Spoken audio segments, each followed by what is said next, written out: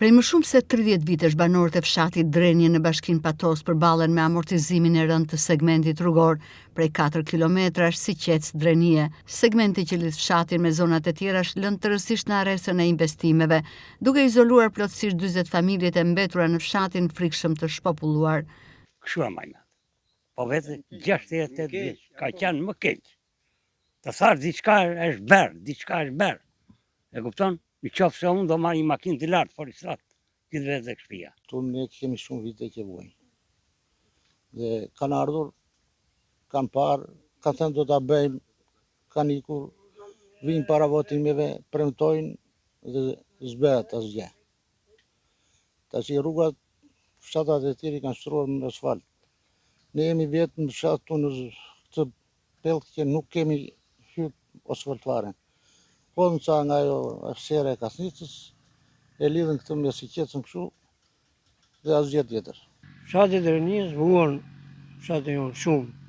Më them shumë, jo ka vit, po ka 30 vjet. 40 me Enverogjen, e po vete 40 me këta, asnjë shërbim. Jeni si fshati braktisur? I braktisur. Vend që prodhon, ku do të çosh, ku do të bësh. Tallë shteti. Rrugën e pat vet. Andre, tash me andre mbana, vej qaketës andre të mbana, do fillon nga para. Megjithatë, shtetit vendor, se ne s'kem qa bëjmë. Banorët thonë se pavarësisht premtimeve ndër vite situata avion të mbetet e pandryshueshme. Sipas tyre, ambulanca dhe mjetet private e kanë të vështirë të qarkullojnë, ndërsa mungesa e investimeve ka ndikuar në largimin e të rinjve dhe të kurjen e popullsisë së fshatit. Për ambulancë. Ne Rroskovec kemi. Kemi Rroskovec. Unë dua 50.000 lekë të vinë Patos të bashkia. Për të vajtën Rroskovec dhe i kem nga vlosh. Kapja aty një makinë, po e gjeta mëngjes. Shpejt. Kjo është kryesori për ne. Të rinjt kanë ikur gjithë. Këtu ka ngel nga 2 bashkirat. Sa bëhen? Po, janë rreth 40 familje kanë ngel. Po pengon se një pjesë të rrugës e ka bashkia Rroskoveci, një pjesë e ka Patosi, nërmjet 2 bashkive. Dhe keni mbetur në mes, si peshku pa ujë? Kemi gelashu në mes. Dhe nuk herën para votive, t'i hodhën ca çakull, po ai do prishet se shirat që bëjnë e grunit, as kanalizim, s'ka asgjë. Vetëm i hapën çakull kështu.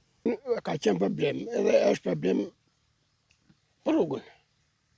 Ne vojmë që se folën edhe para folë që gjejmë makinë të gatshme që shkojmë Rroskovec apo në Patos me në një ambulancë, për shembull mos kurse ambulanca nuk themi që nuk vjen, po që bëm rrugën që ti vjet e emri rrugë. Që kanë ardhur e kanë para rrugën këtu diku edhe nuk është bërë rrugë. Sa vite kanë këtë gjendje? Po tani e kanë edhe të nga qofë sejre zezë këtu, po që ti vjet e emri rrugës që mos bet me nesë nuk është bërë. Jemi njerëz, do vinë ambulanca. Kemi nevojë, do vemi të vizitohemi po te miku, te shoku. Vjen një mik aty, Allah thotë, Drenia thotë. Ku do vesh në Drenie? Po më shumë në rruga ikën tërë, më shumë. Ku do vjen çupa këtu, jetoj. Ku do vej? Fëmia do shkollë. Shkolla ka një 10 vjet që mbyllur aty.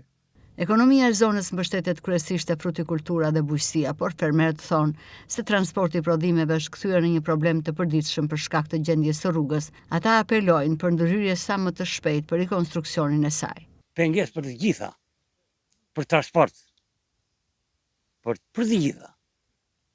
Se ne vetëm burimi jetese kemi vetëm frutikulturën.